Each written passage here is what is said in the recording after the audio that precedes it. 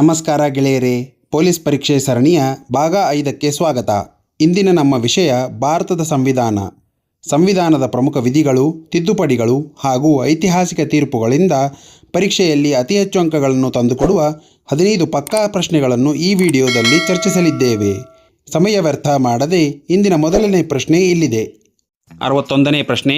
Doctor BR Ambedkar ಅವರು ಸಂವಿಧಾನದ ಯಾವ ವಿಧಿಯನ್ನು ಸಂವಿಧಾನದ ಹೃದಯ ಮತ್ತು ಆತ್ಮ ಎಂದು ವರ್ಣಿಸಿದ್ದಾರೆ? ಎ. ವಿಧಿ 14, ಬಿ. ವಿಧಿ 19, ಸಿ. ವಿಧಿ 21, ಡಿ. ವಿಧಿ 32. ನಿಮ್ಮ ಸಮಯ ಪ್ರಾರಂಭ.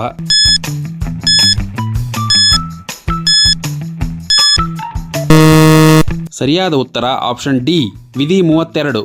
ವಿಧಿ 32 ಇದು ಮೂಲಭೂತ ಹಕ್ಕುಗಳ ರಕ್ಷಣೆಗಾಗಿ ಸುಪ್ರೀಂ ಕೋರ್ಟ್ ಅನ್ನು ಸಂಪರ್ಕಿಸುವ ಹಕ್ಕನ್ನು ನೀಡುತ್ತದೆ.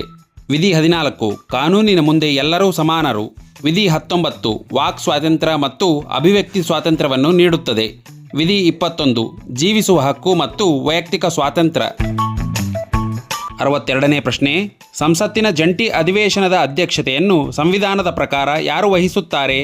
ಎ. ಭಾರತದ ರಾಷ್ಟ್ರಪತಿ, ಬಿ. ಉಪರಾಷ್ಟ್ರಪತಿ, ಸಿ. ಲೋಕಸಭೆಯ ಸ್ಪೀಕರ್, ಡಿ. ಪ್ರಧಾನಮಂತ್ರಿ. ನಿಮ್ಮ ಸಮಯ ಪ್ರಾರಂಭ.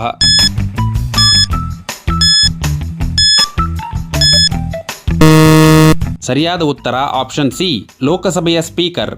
ಭಾರತದ ಸಂವಿಧಾನದ 118ನೇ ವಿಧಿಯ ಪ್ರಕಾರ ಸಂಸತ್ತಿನ ಉಭಯ ಸದನಗಳ ಜಂಟಿ ಅಧಿವೇಶನದ ಅಧ್ಯಕ್ಷತೆಯನ್ನು ಲೋಕಸಭೆಯ ಸ್ಪೀಕರ್ ವಹಿಸಿಕೊಳ್ಳುತ್ತಾರೆ. ರಾಷ್ಟ್ರಪತಿಗಳು ಸಂಸತ್ತಿನ ಜಂಟಿ ಅಧಿವೇಶನವನ್ನು ಕರೆಯುತ್ತಾರೆ, ಆದರೆ ಅಧಿವೇಶನದ ಅಧ್ಯಕ್ಷತೆಯನ್ನು ವಹಿಸುವವರು ಲೋಕಸಭೆಯ ಸ್ಪೀಕರ್. ರಾಜ್ಯಸಭೆಯ ಸಭಾಪತಿಗಳಾದ ಉಪರಾಷ್ಟ್ರಪತಿಗಳು ಎಂದಿಗೂ ಜಂಟಿ ಅಧಿವೇಶನದ ಅಧ್ಯಕ್ಷತೆ ವಹಿಸುವುದಿಲ್ಲ. 63ನೇ ಪ್ರಶ್ನೆ.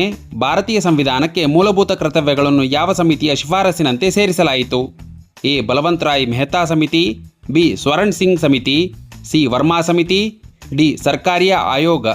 ನಿಮ್ಮ ಸಮಯ ಪ್ರಾರಂಭ.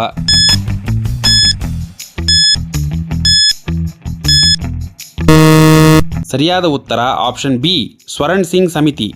1976ರಲ್ಲಿ ಭಾರತ ಸರ್ಕಾರವು ಮೂಲಭೂತ ಕರ್ತವ್ಯಗಳ ಬಗ್ಗೆ ಶಿಫಾರಸು ಮಾಡಲು ಸರ್ದಾರ್ ಸ್ವರಣ್ ಸಿಂಗ್ ಸಮಿತಿಯನ್ನು ರಚಿಸಿತು. ಈ ಸಮಿತಿಯ ಶಿಫಾರಸಿನ ಮೇರೆಗೆ 42ನೇ ಸಂವಿಧಾನ ತಿದ್ದುಪಡಿ ಕಾಯ್ದೆಯ ಮೂಲಕ ಸಂವಿಧಾನಕ್ಕೆ ಭಾಗ 4A ಮತ್ತು ವಿಧಿ 51A ಅನ್ನು ಸೇರಿಸಲಾಯಿತು. ಆರಂಭದಲ್ಲಿ 10 ಮೂಲಭೂತ ಕರ್ತವ್ಯಗಳಿದ್ದು, ನಂತರ 2002ರ 86ನೇ ತಿದ್ದುಪಡಿಯ ಮೂಲಕ ಮತ್ತೊಂದನ್ನು ಸೇರಿಸಿ ಪ್ರಸ್ತುತ 11 ಮೂಲಭೂತ ಕರ್ತವ್ಯಗಳಿವೆ. 64ನೇ ಪ್ರಶ್ನೆ. ಕೇಂದ್ರ ಮತ್ತು ರಾಜ್ಯಗಳ ನಡುವಿನ ಸಂಬಂಧಗಳ ಮರುಪರಿಶೀಲನೆಗಾಗಿ 1983ರಲ್ಲಿ ನೇಮಕಗೊಂಡ ಪ್ರಸಿದ್ಧ ಆಯೋಗ ಯಾವುದು? ಎ. ಪೂಂಚಿ ಆಯೋಗ, ಬಿ. ಸರ್ಕಾರಿಯ ಆಯೋಗ, ಸಿ. ಕೆ. ಸಂತಾನಂ ಸಮಿತಿ, ಡಿ. ಠಕ್ಕರ್ ಆಯೋಗ. ನಿಮ್ಮ ಸಮಯ ಪ್ರಾರಂಭ.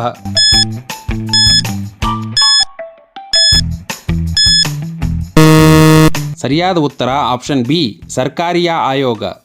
ಪ್ರಮುಖ ವಿವರಗಳು. ಸ್ಥಾಪನೆ ಜೂನ್ 1983. ಅಧ್ಯಕ್ಷರು ನ್ಯಾಯಮೂರ್ತಿ RS ಸರ್ಕಾರಿಯಾ, ಸುಪ್ರೀಂ ಕೋರ್ಟ್ನ ನಿವೃತ್ತ ನ್ಯಾಯಮೂರ್ತಿ. ಇದರ ಉದ್ದೇಶ ಭಾರತದ ಕೇಂದ್ರ ಮತ್ತು ರಾಜ್ಯ ಸರ್ಕಾರಗಳ ನಡುವಿನ ಶಾಸಕಾಂಗ, ಆಡಳಿತಾತ್ಮಕ ಮತ್ತು ಹಣಕಾಸಿನ ಸಂಬಂಧಗಳನ್ನು ಪರಿಶೀಲಿಸಿ ಸೂಕ್ತ ಶಿಫಾರಸುಗಳನ್ನು ಮಾಡುವುದು. ಪೂಂಚಿ ಆಯೋಗ ಕೇಂದ್ರ ರಾಜ್ಯ ಸಂಬಂಧಗಳ ಬಗ್ಗೆ 2007ರಲ್ಲಿ ನೇಮಕಗೊಂಡ ಮತ್ತೊಂದು ಆಯೋಗ. ಸರ್ಕಾರಿಯ ಆಯೋಗ 1983ರಲ್ಲಿ ರಚನೆಯಾದ ಸರಿಯಾದ ಆಯೋಗ. ಕೆ. ಸಂತಾನಂ ಸಮಿತಿ ಭ್ರಷ್ಟ ತಡೆ ಕಾಯ್ದೆ ಮತ್ತು ಕೇಂದ್ರ ತನಿಖಾ ದಳ ರಚನೆಯ ಬಗ್ಗೆ ಶಿಫಾರಸು ಮಾಡಿದ ಸಮಿತಿ. 65ನೇ ಪ್ರಶ್ನೆ. ಭಾರತದಲ್ಲಿ ಹಣಕಾಸು ತುರ್ತು ಪರಿಸ್ಥಿತಿಯನ್ನು ಹೇರಲು ಅವಕಾಶ ನೀಡುವ ಸಂವಿಧಾನದ ವಿಧಿ ಯಾವುದು? ಎ. ವಿಧಿ 352, ಬಿ. ವಿಧಿ 356, ಸಿ. ವಿಧಿ 360, ಡಿ. ವಿಧಿ 368. ನಿಮ್ಮ ಸಮಯ ಪ್ರಾರಂಭ.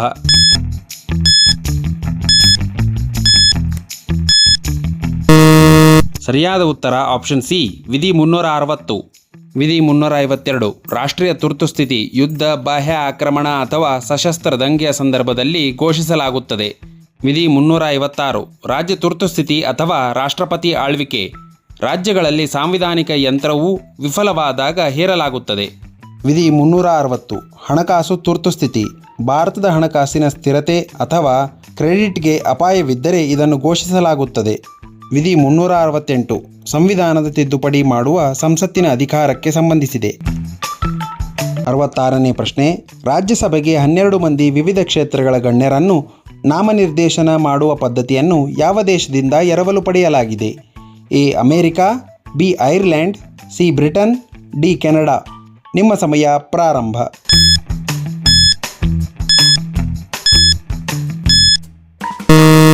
ಸರಿಯಾದ ಉತ್ತರ ಆಪ್ಷನ್ ಬಿ ಐರ್ಲೆಂಡ್.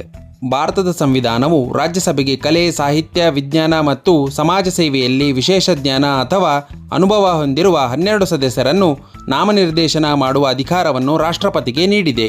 ಈ ಪದ್ಧತಿಯನ್ನು ಐರ್ಲೆಂಡ್ ಸಂವಿಧಾನದಿಂದ ಎರವಲು ಪಡೆಯಲಾಗಿದೆ.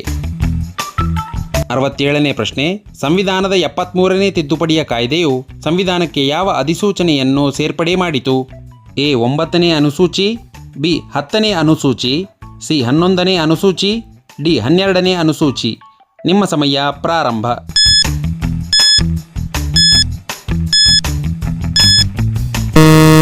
ಸರಿಯಾದ ಉತ್ತರ ಆಪ್ಷನ್ ಸಿ 11ನೇ ಅನುಸೂಚಿ. 73ನೇ ತಿದ್ದುಪಡಿ ಕಾಯ್ದೆ ಇದು ಭಾರತದಲ್ಲಿ ಪಂಚಾಯತ್ ರಾಜ್ ವ್ಯವಸ್ಥೆಗೆ ಸಾಂವಿಧಾನಿಕವಾಗಿ ಸ್ಥಾನಮಾನವನ್ನು ನೀಡಿತು.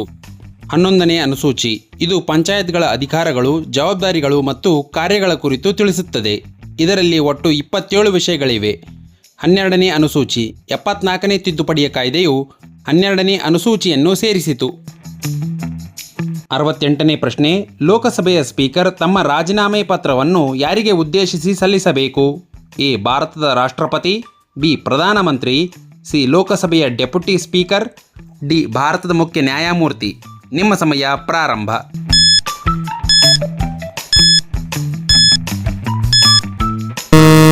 ಸರಿಯಾದ ಉತ್ತರ ಆಪ್ಷನ್ ಸಿ ಲೋಕಸಭೆಯ ಡೆಪ್ಯೂಟಿ ಸ್ಪೀಕರ್. ಲೋಕಸಭೆಯ ಸ್ಪೀಕರ್ ತಮ್ಮ ರಾಜೀನಾಮೆ ಪತ್ರವನ್ನು ಲೋಕಸಭೆಯ ಉಪಸ್ಪೀಕರ್ಗೆ ಸಲ್ಲಿಸಬೇಕು. ಭಾರತದ ವಿಧಿಯ ಅಡಿಯಲ್ಲಿ ಸ್ಪೀಕರ್ ತಮ್ಮ ರಾಜೀನಾಮೆ ಪತ್ರವನ್ನು ಉಪಸ್ಪೀಕರ್ಗೆ ತಿಳಿಸುತ್ತಾರೆ. 69ನೇ ಪ್ರಶ್ನೆ. ಪಂಚಾಯತ್ ರಾಜ್ ಸಂಸ್ಥೆಗಳಿಗೆ ಸಂವಿಧಾನಾತ್ಮಕ ಮಾನ್ಯತೆ ನೀಡಬೇಕೆಂದು 1986ರಲ್ಲಿ ಶಿಫಾರಸು ಮಾಡಿದ ಸಮಿತಿ ಯಾವುದು? ಎ ಎಲ್.ಎಂ. ಸಿಂಘ್ವಿ ಸಮಿತಿ, ಬಿ ಅಶೋಕ್ ಮೆಹ್ತಾ ಸಮಿತಿ, ಸಿ ಜೆ.ವಿ.ಕೆ. ರಾವ್ ಸಮಿತಿ, ಡಿ ಗಾಡ್ಗಿಲ್ ಸಮಿತಿ. ನಿಮ್ಮ ಸಮಯ ಪ್ರಾರಂಭ.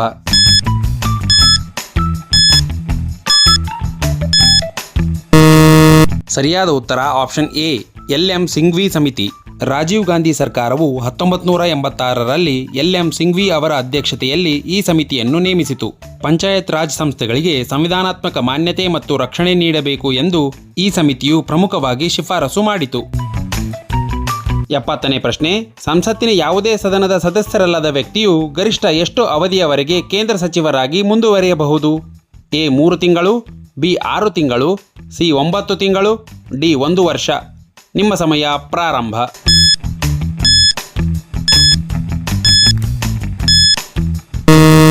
ಸರಿಯಾದ ಉತ್ತರ ಆಪ್ಷನ್ ಬಿ 6 ತಿಂಗಳು. ಸಂವಿಧಾನದ ನಿಯಮ. ಭಾರತದ ಸಂವಿಧಾನದ 75ನೇ ವಿಧಿಯ ಅಡಿಯಲ್ಲಿ ಈ ನಿಯಮವಿದೆ. ಸದಸ್ಯತ್ವದ ಅಗತ್ಯತೆ. ಸಂಸತ್ತಿನ ಸದಸ್ಯರಲ್ಲದ ವ್ಯಕ್ತಿಯು ಸಚಿವರಾಗಬಹುದು. ಕಾಲಾವಕಾಶ. ಆದರೆ ಅವರು 6 ತಿಂಗಳ ಒಳಗೆ ಯಾವುದಾದರೂ ಒಂದು ಸದನಕ್ಕೆ ಆಯ್ಕೆಯಾಗಬೇಕು. ಸ್ಥಾನ ಕಳೆದುಕೊಳ್ಳುವುದು. 6 ತಿಂಗಳೊಳಗೆ ಆಯ್ಕೆಯಾಗದಿದ್ದರೆ ಸಚಿವ ಸ್ಥಾನವನ್ನು ಕಳೆದುಕೊಳ್ಳುತ್ತಾರೆ. 71ನೇ ಪ್ರಶ್ನೆ. ಸಂಸತ್ತಿಗೆ ಮೂಲಭೂತ ಹಕ್ಕುಗಳನ್ನು ತಿದ್ದುಪಡಿ ಮಾಡುವ ಅಧಿಕಾರವಿದ್ದರೂ ಸಂವಿಧಾನದ ಮೂಲ ರಚನೆಗೆ ಧಕ್ಕೆ ತರುವಂತಿಲ್ಲ ಎಂದು ಸುಪ್ರೀಂ ಕೋರ್ಟ್ ತೀರ್ಪು ನೀಡಿದ ಐತಿಹಾಸಿಕ ಮೊಕದ್ದಮೆ ಯಾವುದು?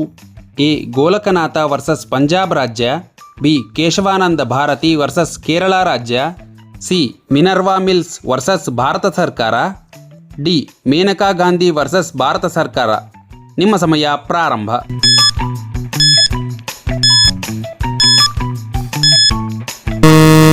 ಸರಿಯಾದ ಉತ್ತರ option B Kesavananda Bharati versus Kerala ರಾಜ್ಯ. 1973ರ ಕೇಶವಾನಂದ ಭಾರತಿ ಮೊಕದ್ದಮೆಯಲ್ಲಿ ಸುಪ್ರೀಂ ಕೋರ್ಟ್ ಸಂವಿಧಾನದ ಮೂಲ ರಚನೆ ಸಿದ್ಧಾಂತವನ್ನು ಪ್ರತಿಪಾದಿಸಿತು. ಸಂಸತ್ತಿಗೆ ಸಂವಿಧಾನದ ಯಾವುದೇ ಭಾಗವನ್ನು ತಿದ್ದುಪಡಿ ಮಾಡುವ ಅಧಿಕಾರವಿದ್ದರೂ ಅದು ಸಂವಿಧಾನದ ಮೂಲ ಆಶಯ ಅಥವಾ ರಚನೆಯನ್ನು ಬದಲಾಯಿಸುವಂತಿಲ್ಲ ಎಂದು ಕೋರ್ಟ್ ತೀರ್ಪು ನೀಡಿತು. 72ನೇ ಪ್ರಶ್ನೆ. ಭಾರತದ ಕಂಟ್ರೋಲರ್ ಮತ್ತು ಆಡಿಟರ್ ಜನರಲ್ ಅವರನ್ನು ಹುದ್ದೆಯಿಂದ ತೆಗೆದುಹಾಕುವ ವಿಧಾನವು ಯಾರಿಗೆ ಸಮಾನವಾಗಿದೆ? ಎ ಹೈಕೋರ್ಟ್ ನ್ಯಾಯಾಧೀಶರು, ಬಿ ಸುಪ್ರೀಂ ಕೋರ್ಟ್ ನ್ಯಾಯಾಧೀಶರು, ಸಿ UPSC ಅಧ್ಯಕ್ಷರು, ಡಿ ಮುಖ್ಯ ಚುನಾವಣಾ ಆಯುಕ್ತರು. ನಿಮ್ಮ ಸಮಯ ಪ್ರಾರಂಭ.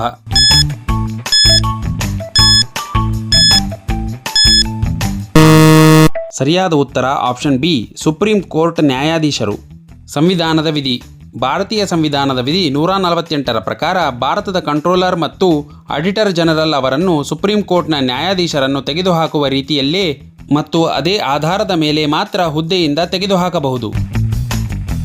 73ನೇ ಪ್ರಶ್ನೆ, 6ರಿಂದ 14 ವರ್ಷದ ಮಕ್ಕಳಿಗೆ ಉಚಿತ ಮತ್ತು ಕಡ್ಡಾಯ ಶಿಕ್ಷಣವನ್ನು ಮೂಲಭೂತ ಹಕ್ಕನ್ನಾಗಿ ಮಾಡಿದ ತಿದ್ದುಪಡಿ ಯಾವುದು? ಎ 44ನೇ ತಿದ್ದುಪಡಿ, ಬಿ 86ನೇ ತಿದ್ದುಪಡಿ, ಸಿ 91ನೇ ತಿದ್ದುಪಡಿ, ಡಿ 103ನೇ ತಿದ್ದುಪಡಿ. ನಿಮ್ಮ ಸಮಯ ಪ್ರಾರಂಭ.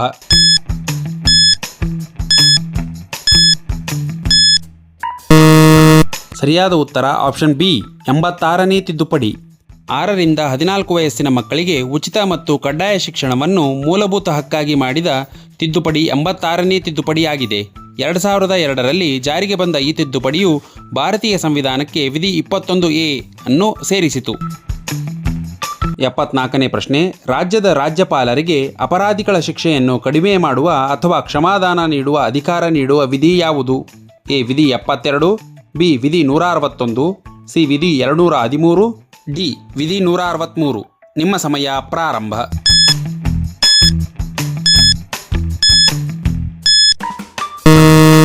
ಸರಿಯಾದ ಉತ್ತರ ಆಪ್ಷನ್ ಬಿ ವಿಧಿ 161. ವಿಧಿ 161 ರಾಜ್ಯದ ರಾಜ್ಯಪಾಲರಿಗೆ ಅಪರಾಧಿಗಳ ಶಿಕ್ಷೆಗಳನ್ನು ಕಡಿಮೆ ಮಾಡುವ, ಅಮಾನತುಗೊಳಿಸುವ ಅಥವಾ ಕ್ಷಮಾದಾನ ನೀಡುವ ಅಧಿಕಾರವನ್ನು ನೀಡುತ್ತದೆ. ವಿಧಿ 72 ಇದು ಭಾರತದ ರಾಷ್ಟ್ರಪತಿಗಳಿಗೆ ಕ್ಷಮಾದಾನ ನೀಡುವ ಅಧಿಕಾರವನ್ನು ನೀಡುತ್ತದೆ. ವಿಧಿ 213 ಇದು ರಾಜ್ಯಪಾಲರಿಗೆ ಸುಗ್ರೀವಾಜ್ಞೆ ಹೊರಡಿಸುವ ಅಧಿಕಾರಕ್ಕೆ ಸಂಬಂಧಿಸಿದೆ. ವಿಧಿ 163 ಇದು ರಾಜ್ಯಪಾಲರಿಗೆ ಸಲಹೆ ನೀಡಲು ಮುಖ್ಯಮಂತ್ರಿಯ ನೇತೃತ್ವದ ಸಚಿವ ಸಂಪುಟದ ರಚನೆಗೆ ಸಂಬಂಧಿಸಿದೆ.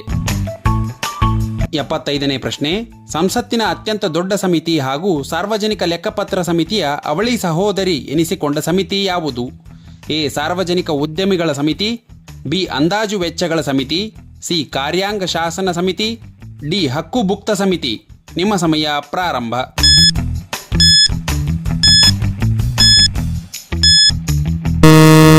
ಸರಿಯಾದ ಉತ್ತರ ಆಪ್ಷನ್ ಬಿ ಅಂದಾಜು ವೆಚ್ಚಗಳ ಸಮಿತಿ. ಇದು ಸಂಸತ್ತಿನ ಅತಿ ದೊಡ್ಡ ಸ್ಥಾಯಿ ಸಮಿತಿಯಾಗಿದೆ. ಈ ಸಮಿತಿಯಲ್ಲಿ ಒಟ್ಟು 30 ಸದಸ್ಯರು ಇರುತ್ತಾರೆ. ಇದರ ಎಲ್ಲ ಸದಸ್ಯರು ಲೋಕಸಭೆಯಿಂದ ಮಾತ್ರ ಆಯ್ಕೆಯಾಗುತ್ತಾರೆ. ಇಂದಿನ ಸಂವಿಧಾನದ 15 ಪ್ರಶ್ನೆಗಳಲ್ಲಿ ನಿಮ್ಮ ಸ್ಕೋರ್ ಎಷ್ಟು? ಎಲ್ಲರೂ ಕಮೆಂಟ್ ಮಾಡಿ ತಿಳಿಸಿ. ಗೆಳೆಯರೇ, ಪೊಲೀಸ್ ಪರೀಕ್ಷೆಯಲ್ಲಿ ಅತಿ ಹೆಚ್ಚು ಪ್ರಶ್ನೆಗಳು ಬರುವ ಮತ್ತೊಂದು ಪ್ರಮುಖ ವಿಷಯವಾದ ರಾಷ್ಟ್ರೀಯ ಸ್ವಾತಂತ್ರ್ಯ ಚಳುವಳಿಯ ಕುರಿತು ಮುಂದಿನ ವಿಡಿಯೋ ಬರಲಿದೆ. ಮುಂದಿನ ಭಾಗದಲ್ಲಿ 1857ರ ದಂಗೆ, ಕ್ರಾಂತಿಕಾರಿ ಚಳುವಳಿಗಳು, ಬ್ರಿಟಿಷ್ ವಿರೋಧಿ ಹೋರಾಟಗಳು, ಗಾಂಧಿ ಯುಗ ಹಾಗೂ ಕರ್ನಾಟಕ ಸ್ವಾತಂತ್ರ್ಯ ಸಂಗ್ರಾಮದ ಕುರಿತು ಪ್ರಮುಖ ಪ್ರಶ್ನೆಗಳನ್ನು ಚರ್ಚಿಸಲಿದ್ದೇವೆ. ಆ ವಿಡಿಯೋವನ್ನು ಮಿಸ್ ಮಾಡಿಕೊಳ್ಳದೆ ನೋಡಲು ಈಗಲೇ ನಮ್ಮ ಚಾನಲನ್ನು ಸಬ್ಸ್ಕ್ರೈಬ್ ಮಾಡಿ ಮತ್ತು ಬೆಲ್ ಐಕಾನ್ ಒತ್ತಿ. ಎಲ್ಲರಿಗೂ ಧನ್ಯವಾದಗಳು. ಮುಂದಿನ ತರಗತಿಯಲ್ಲಿ ಭೇಟಿಯಾಗೋಣ. All the best. Jai Hind, Jai Karnataka.